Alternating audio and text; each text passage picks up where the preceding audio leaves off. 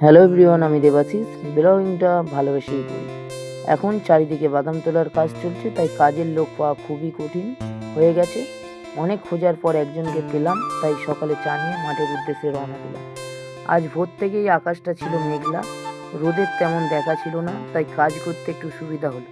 মাঠে গিয়ে বাদাম উবড়ানোর কাজ শুরু করলাম। ধীরে ধীরে অনেকটা কাজও এগিয়ে গেল।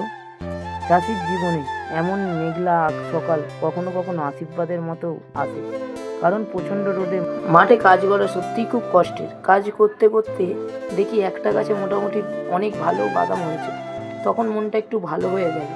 চাষির সারা বছর কষ্ট করে শুধু এই ফলের আশায়, কখনো বৃষ্টি, কখনো রোদ, কখনো আবার প্রাকৃতিক দুর্যোগ, সব কিছুর সঙ্গে লড়াই করেই ফসল ফলাতে হয়। তবুও চাষি হার মানে না, কারণ মাটির সঙ্গে তার সম্পর্ক শুধু কাজের নয়, ভালোবাসারও। এরপর বাদাম কেটে বওয়ার কাজও করতে হবে, তাই আজকের মতো এই জমিতে কাজটা কমপ্লিট করলাম। আবার কাল নতুন দিনের নতুন কাজ নিয়ে দেখা হবে। সবাই ভালো থাকবেন আর চাষিদের পরিশ্রমকে একটু সম্মান করবেন। আজকে এতটাই, আবারও কাল দেখা হবে। টাটা।